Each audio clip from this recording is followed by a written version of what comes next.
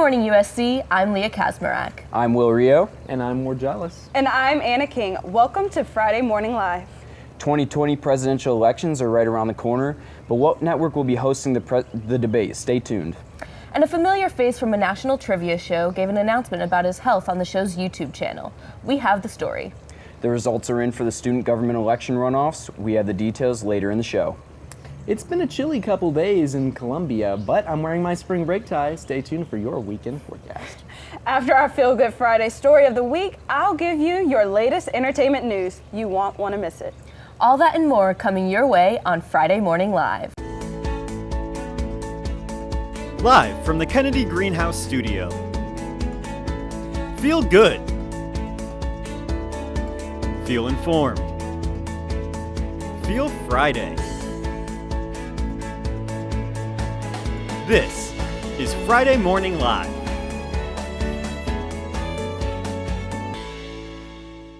The Democratic National Committee does not want Fox News hosting a presidential debate in 2020. Wednesday, the DNC rejected Fox News as a host for the televised debate, citing the company's connections with President Donald Trump. Tom Perez, who is the DNC chairman, says the network is not in a position to hold a fair and balanced debate. Fox News employees and President Trump are sharing their frustrations on Twitter and hope the decision to involve the most watched network on cable television will be reconsidered. Longtime Jeopardy host Alex Trebek announced Wednesday that he has been diagnosed with stage 4 pancreatic cancer. The 78-year-old has been hosting the game show for 35 years and took a leave of absence last January to deal with other extreme health complications. Trebek made the announcement on the show's YouTube channel. He said that the prognosis for it is not very encouraging, but he is going to fight this. He fully intends to finish hosting the rest of this season of Jeopardy.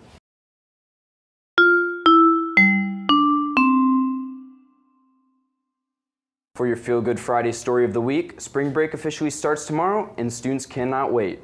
We went out on Green Street to see what students have planned for spring break 2019. Take a look.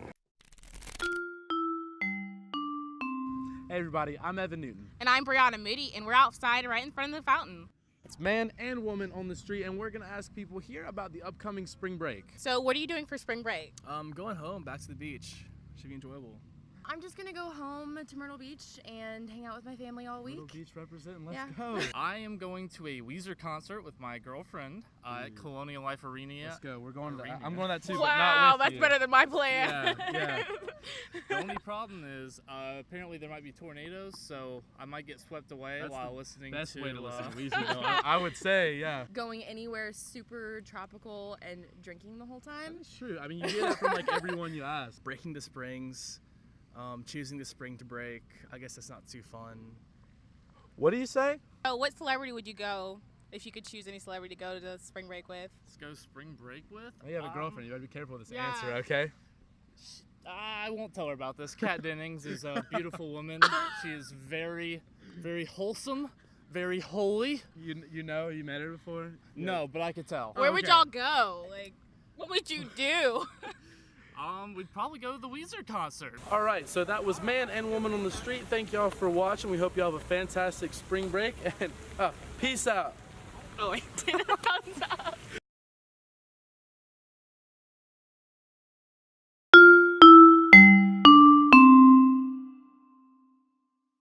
March is National Women's Month, and fittingly, Kylie Jenner just reached the billionaire mark. That's right, and at only 21, she is actually the youngest billionaire to do so. Most of her revenue comes from her online store, Kylie Cosmetics, but it was really after she decided to partner with Ulta, a beauty retailer, that her products took off. According to Forbes, as of now, her company is worth at least $900 million, and she owns it all.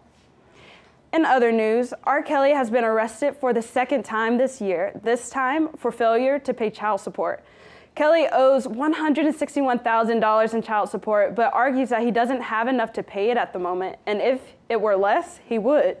According to CNN, supporters are working to raise the $161,000 and get him out of jail by this coming Wednesday. That's all I have for your entertainment news this week. After the break, we'll have your weekend forecast with our chief meteorologist, Jolles. Hello and welcome to Monday Night Mashup. Welcome to a special first edition of Carolina Calendar. This is News Wrap. All that and more coming your way on Friday Morning Live. I love News 4 because it's helped me realize what I want to do after college and my career and really gotten me close with everyone around me. Workers were inspecting the hole Tuesday and discovered the 2 by 3 foot wide tunnel. What just happened? We're in single digits up in Minneapolis and Chicago. 4-degree high for today. I love News 4 because I get to do what I love, predict the weather. I get to make my own weather models, and I get to hang out with a lot of great people here. It's a really great time. It's gonna be looking pretty nice. Low 60s is your high, 60 for today. I love News 4 because it's a great professional experience. It gives me stuff for my reel, and it's such a great community. I just love coming here every single week. Looking forward to working with everybody and seeing everybody. We hope to see you again next semester, but until then, make sure to tune into our Facebook page for videos posted throughout the week. No matter what you do in news or in SGTV in general, like, you can find something for you and find something that, you know, you like and also is going to help you further your career.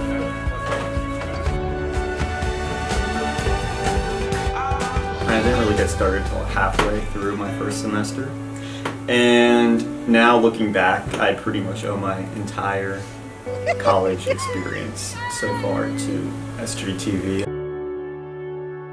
I love being at SGTV because it's filled with passionate people who love what they do here, with whether it's news, entertainment, whatever section, and you'll find the most amazing people here. The Trump administration and lawyers for CNN are waiting for Judge Timothy J. Kelly to decide on one of CNN's journalists being suspended. I love News 4 because I get to work with news directors like you, Spence, and also it's just it's a place where everyone loves broadcasting and news as much as you do, so what more could you ask for?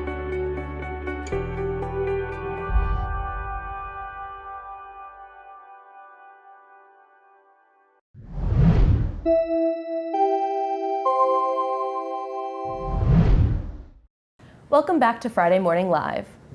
Well, Ward, it's been a bit chilly out this past week. What do you have coming up for us for the spring break week? Yeah, it's definitely been a little bit colder than what we'd like to see here in the Southeast, but I promise those temperatures for your spring break will be warming right back up where we like to see them. Like I said, pretty warm spring break, fortunately for us. It was a little bit chillier last year, I remember. Mostly cloudy, though, for the first half of the week and into the later half. But we'll see a couple days of sunshine, so that'll be pretty nice. Temperatures are going to stay in the 60s and 70s, right where we like to see them this time of year. Maybe a little bit too cold for sunbathing, but it'll still be nice and warmer than what we've been seeing the past couple days. However, Sunday, look out though. Those storms are coming back in for your Sunday yet again here in South Carolina. Now let's take a look at how the country is going to be looking for you today. Like I said, the high today, 64 in Columbia. A little bit warmer than what we've been seeing the past couple days, highs in the 40s and 50s. 62 is the high in Atlanta and 78 down in Miami. If you're traveling and you're getting out of town today, you're going to be seeing lovely weather down in Florida. However, if you're going back up to the Northeast, maybe a little bit colder than what you'd like to see. 39 in DC and 39 up in New York. And if you look at the Southwest, those temperatures also not as warm as we'd like to see them. 67 is the high in Phoenix, 60 in Los Angeles, and 52 in San Francisco. Now let's look at the state. Like I said, a little bit warmer than what we've been seeing the past few days here in South Carolina. 64 is the high in Columbia and Sumter. 66 down in Orangeburg, though, and along the coast. 67 in Hilton Head and 68 in Charleston. Take a look at the upstate, though. It's a little bit colder up there than what we would like to see. 51 in Greenville and 53 in Rock Hill. So like I said, those temperatures staying above average for your spring break. The average for this time of year is at 64. We're right at that for today, but look at that line. It goes right up above that average for the rest of the week. 73 on Saturday and 78 on Sunday, and for the rest of the week stays right above that average. So now let's take a look at that week forecast. 64 is the high today on Friday. Cloudy weather Saturday.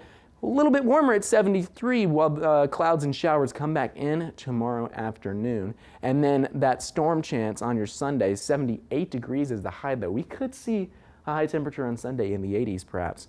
But after those storms come through, it leaves way for a beautiful few days. Monday, Tuesday, Wednesday as that sunshine comes back in. 69 and partly cloudy skies on your Monday. And Tuesday, 66 and mostly cloudy skies on your Wednesday with a high of 66. So that's all I have for you guys for your spring break forecast. After the break, you'll get a look at those election results that you've been hearing so much about. Stay tuned.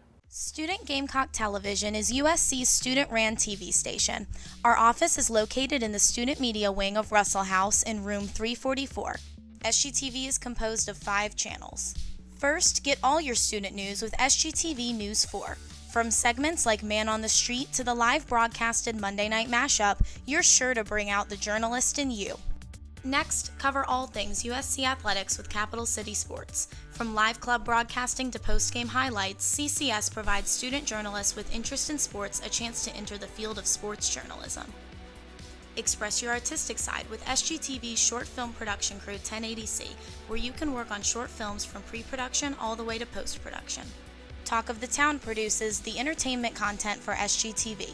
They cover the latest celebrity news, interview drunk students late night in 5 Points, and rant about fun topics. Lastly, have a laugh with SGTV's live sketch show, Carolina Tonight, where sketches as well as digital shorts are all written and performed by the hilarious student cast. Regardless of what your personal taste is, there's something for you in SGTV. Learn and network with other students that have an interest in media here at SGTV.